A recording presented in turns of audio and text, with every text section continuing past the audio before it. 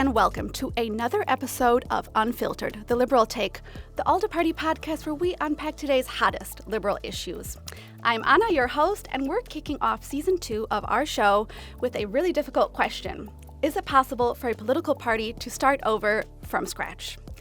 With me today to discuss that is none other than Frédéric De Gucht, the party leader of the party formerly known here in Belgium as Open VLD, but recently rebranded to ALDE. Welcome, Frédéric. Hi, thank you.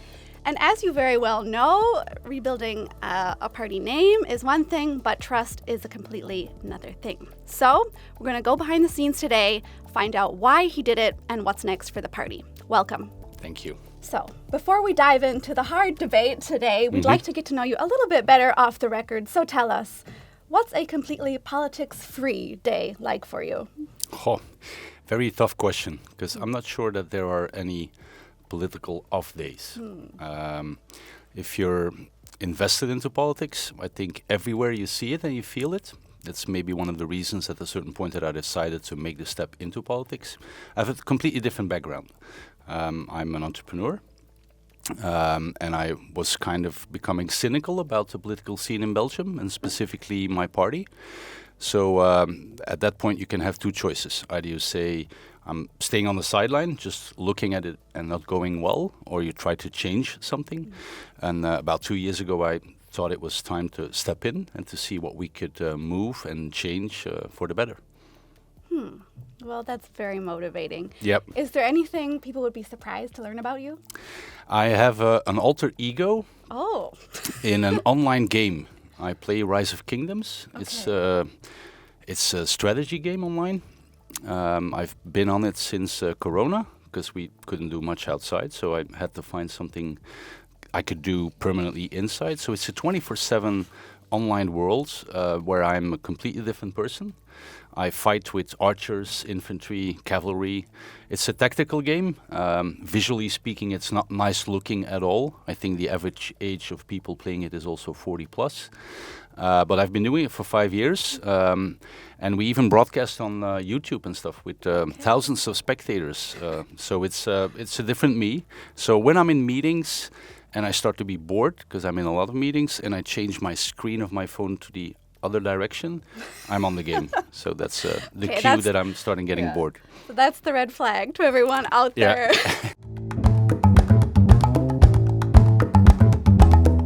Let's get into the bigger picture. Yes. I think we need to start with the elephant in the room. Yes. After the last Belgian federal elections in 2024, your party recorded its worst result ever. Obviously, aside from the disappointment, that raises a lot of questions. What's next? Where do we go from here? Is it even possible to continue?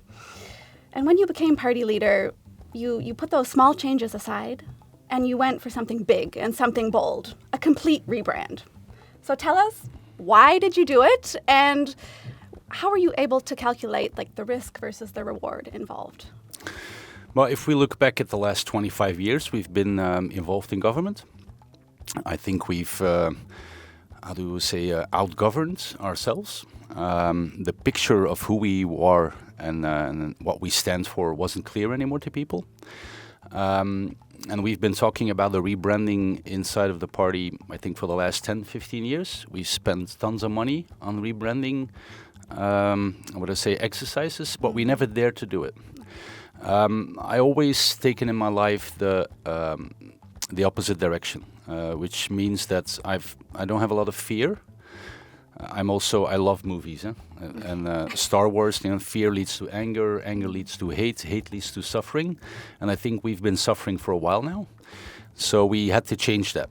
And if you want to change something, sometimes you need something abrupt, unforeseen, to change people's minds. And we've been talking about it, like I said, for 10, 15 years to do the rebranding, to change the name and to give ourselves a new profile.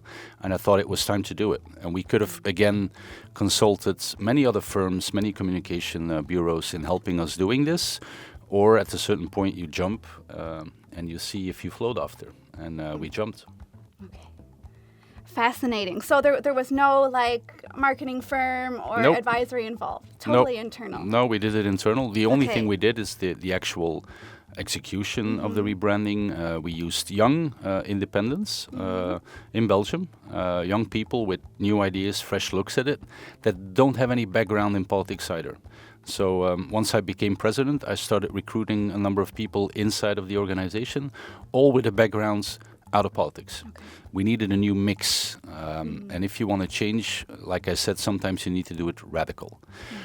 On the name, and I think the name on itself is less important. I think what's following and what we're working on right now is more important. But the word that came the most out of people's mouth when I talked to them, what's wrong with the party, should we do? Everybody said we need to do it different. Okay. And the name Anders is literally different. Okay, yeah. So instead of spending, again, tons of money on what is a potential name, I said, well, the name that comes up to a lot of people first of mind, let's just pick that one. Okay, so Anders, different, but different how exactly? How are you doing things differently?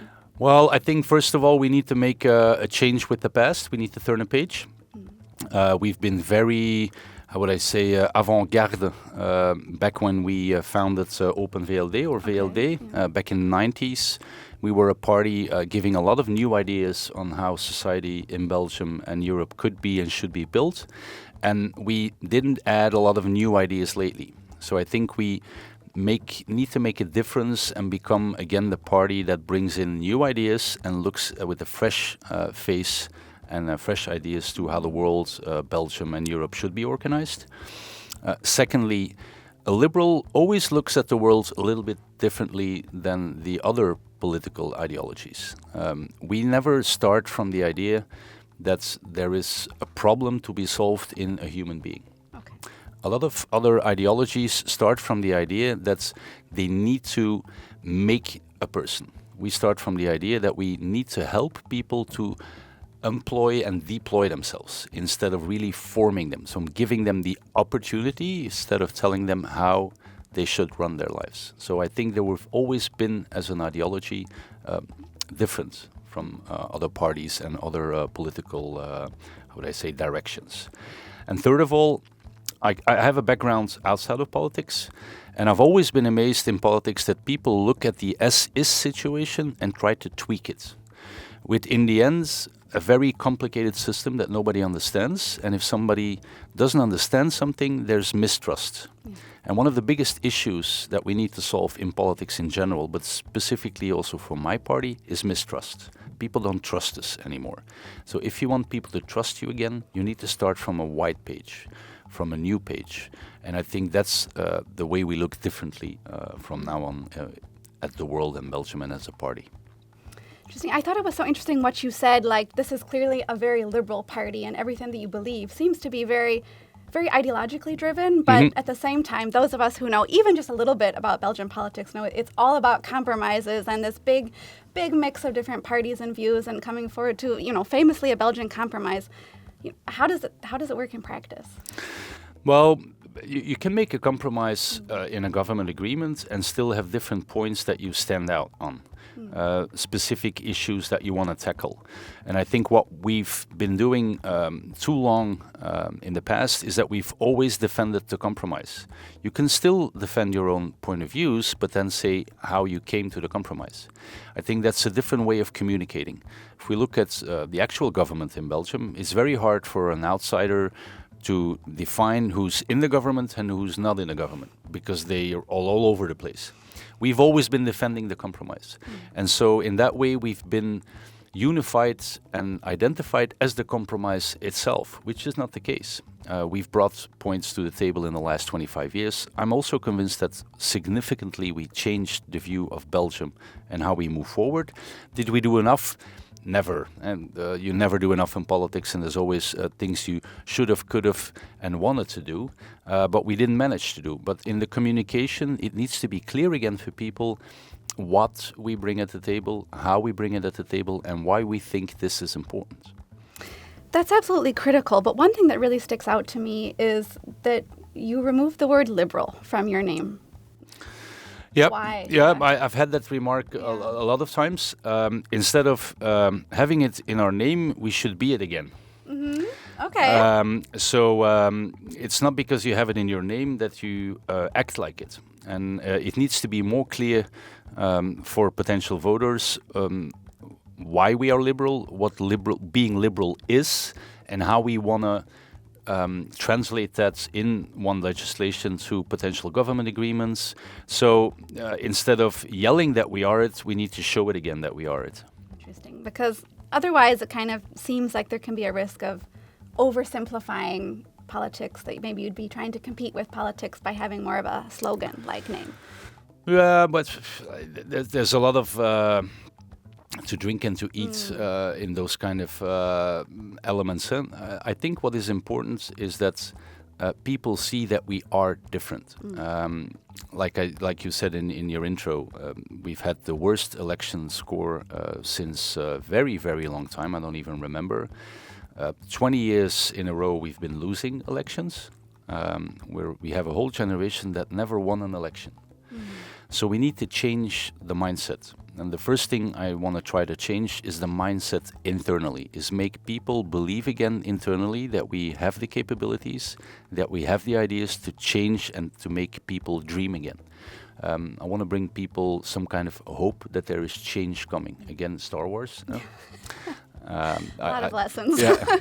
But there's a lot of lessons in the Star Wars movies. And so instead of focusing us immediately on external people, I think my first job is to align internally again and make people believe that something is possible.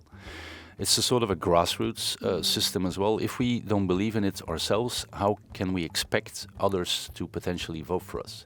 So the internal trust, I think, is the first part we need to tackle. And then we can go to the outside. I also started this mission not to have a short-term gain. I see that as at least a 10-year route. Okay. And it's going to be a long one. And we're going to have setbacks. And we're not going to jump up in the polls in the next couple of months either. I don't expect it. And it's not the goal either. We need to have a North Star, like you said in business, is in where we want to go in the long term. We've got a roadmap determined to get there, and we need to take different steps at different levels. Internal organization, aligning people on ideas again, changing the way we look at politics. Politics should be 80% about new ideas, 20% about not agreeing with others. Politics today usually is 150% not agreeing with others. Yeah, new ideas. Yeah, so we need to bring new things to the Right. table. And we need to be. I want to be a positive choice instead of the lesser evil. And that is change management that requires time.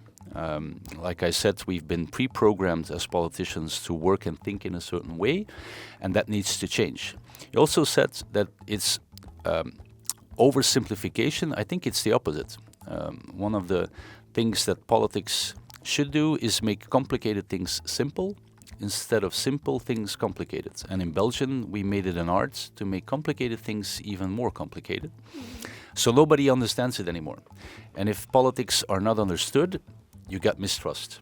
And then the only ones that are gaining from that situation are extreme parties, either from the left or on the right. And usually they meet left and right at a certain point as well. And that's what I fear sometimes, that in communication there's a lot of populism, there's a lot of easy solutions. It's not because something is simple that it means that it's easy. We need to find new ways to simply explain complicated things and try to simplify them instead of making them even more complicated. Okay, that's interesting because we're starting to go into a little bit the tools and the platforms. How do you plan to cut through the noise on social media? As you mentioned yourself, sometimes the extremists are really occupying the space online. I'm one of the last dinosaurs, I think, that actually loves reacting to social media posts. Okay, and I do okay, tell me more. And I do it myself. And so right. I don't have an assistant who replies in my name. And I'm very active on X, which is not necessarily the platform where I will gain the most voters. Probably not. It's very right-wing, not to say extreme right-wing, but I see it as a sort of a playground. It helps me build up arguments. I try to make people doubt before I can potentially convince them one day, and I think one of the roles of a politician is to make people doubt. It's to make people think again. So I yesterday, for example, I've spent at least 3 to 4 hours just on X discussing with people, trying to convince them that the way they are looking at a situation can be different. Instead of just eating everything that they find online without any filter. I think we need to make people doubt again on the as is. So at a certain point we can make believe them again in a to be situation. And I think that's something that politics has lost. One thing is the online element. Secondly is going out. It's meeting people. I've lived in the US for a while, and the way you win elections in the US is when you need a lot of money. But let's put the money part aside. Is that I've always heard that you need to kiss babies. That's see true. people kissing babies, and so we need to go out. And instead of being ashamed and not daring anymore to go out, I'm out every single night of the week and the weekend including. I started a bar tour.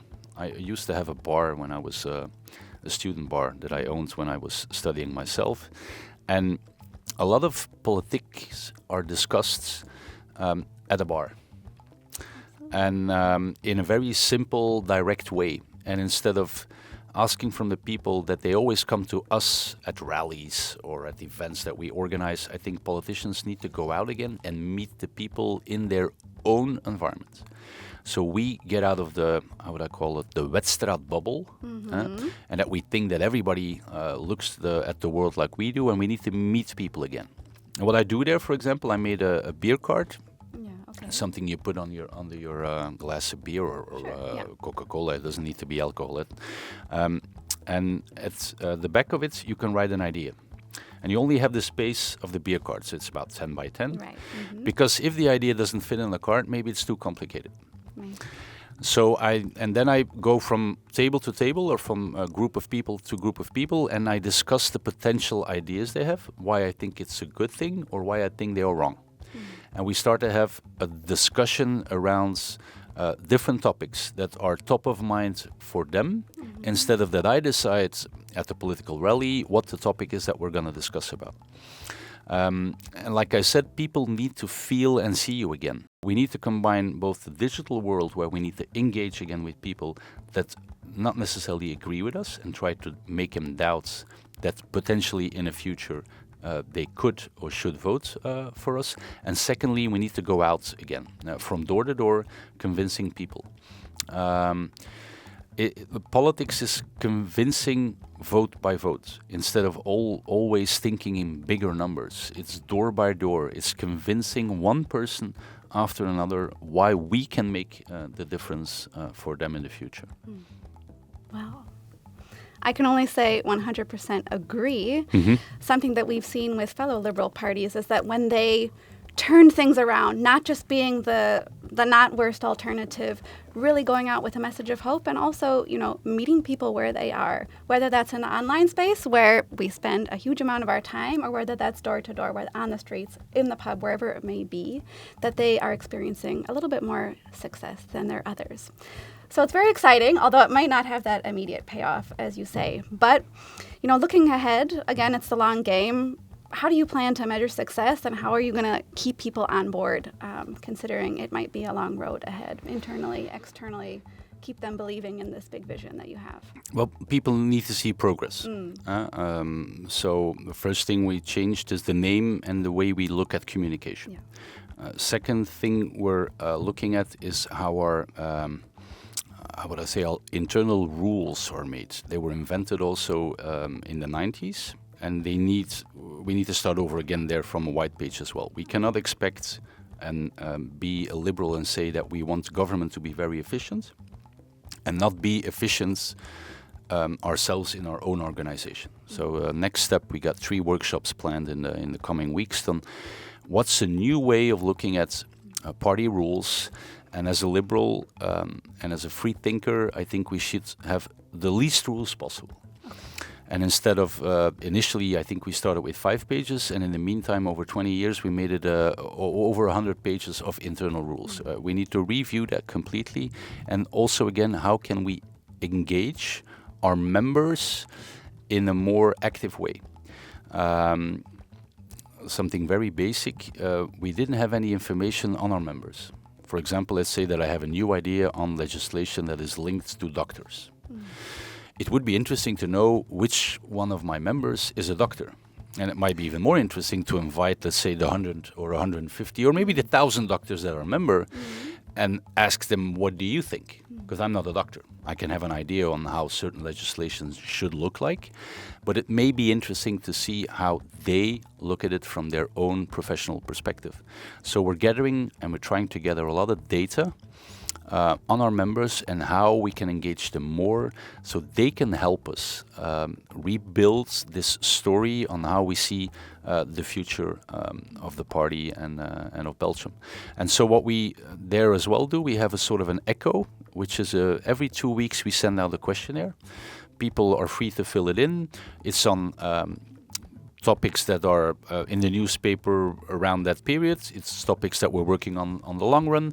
So we try to engage them more. And like I said, I think per week at least I visit 3 to 4 sections. Participate in an internal meeting. Just be a spectator, not always be the leader of a meeting. See what feels... what they feel, how they look at things, what are the obstacles, what are the pains, what are the gains that we can exchange. Also be a beacon of trust. Somehow, like I said, we've lost our self-confidence. And in politics, like I think in the actual world, if I can say it like that, you cannot sell something if you don't believe in it yourself. So one of my important tasks is as well to make people believe again. And that's, again, like we said before, is meeting people, seeing people and involving them, and not involving them just for the sake of it, but giving them real return on how we look at it. We've started a kintsugi exercise. Kintsugi is it's a Japanese term. When you have a cup of tea that is broken, in Europe, we throw it away. In Japan, they glue it together again with gold because they believe that even if something is broken, that it has a certain heritage in it and it should be glued again together, but with a gold lining. So we've developed internally a sort of a consulting exercise. It's very low profile, very easy, where we, around different topics and different questions, try to get the unconscious ideas that we have somewhere, somehow. And we've involved over 300 members with that in different groups, between 10 and 15 across the whole country, particularly Flanders, of course, to see what was in there. We're close to finalizing the final report of that. We're going to report back to the people that participated and then share it on a broader perspective to see whether we really catched what is living among those members. I think politics should be a team sport, and too often it is becoming an individual sport around 2 to 3 people. I don't have the ambition to become the most popular guy in Belgium or the most popular politician in Belgium. I do have the ambition of becoming the leader of a party where everybody wants to be a member of. It needs to be fun again.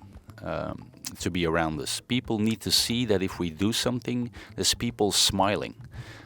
Last September, we also had we created a festival. Oh, yeah. A festival of ideas, where not necessarily invited people to broadcast or to share their ideas that correspond with our ideas. The opposite. We wanted people to create friction. To make us think again, to train our brain muscles into being open and not looking at a status quo. We even organized boxing matches between 2 completely opposite opinions, and they got a clock like in chess. They could each talk, I think, 5 or 10 minutes, which was a limited time, and at the end people could vote who won the box match. So we tried new ways. It was non-party branded. And we had over 1,200 people actually joining the festival. We're redoing it this year, the 12th of September. And I'm trying to make internal politics, again, a laboratorium of ideas where innovation leads to new successes instead of keep staring at the past. I don't have the ambition to write a book. Okay. I'm probably one of the few politicians. Probably one of the few, yes. And we have a lot of party leaders and important party members who wrote books in the past. We also have a basement full of those books that didn't get sold. So I think the time of rewriting history should be done in a different way and in a conversational way instead of in a one-way communication channel of this is my idea and how I look at it, and whether you like it or not, that's your problem and not mine. Well, there is a lot to look out for here, but I especially love making politics fun again, which is why I think it's time for us to have a little bit of fun as we continue the show. All right, everyone, so it's time for our next challenge, the 60-second challenge. And here's how it works. I'm going to give you a topic, and you're going to have exactly 1 minute to explain it to me like I'm someone who knows absolutely nothing about Belgian politics and how complicated it can be. So, in 1 minute, as if I've never heard of it before, what's the difference between Belgian regions and communities? Very easy, actually. Belgian regions is based on a geographical determination. So you have Flanders, you have Wallonia, and you have Brussels. Those are the regions, like I call it. Secondly, you have the communities. We speak 3 official languages in Belgium. So you have Dutch, French, and German. So you have those 3 communities.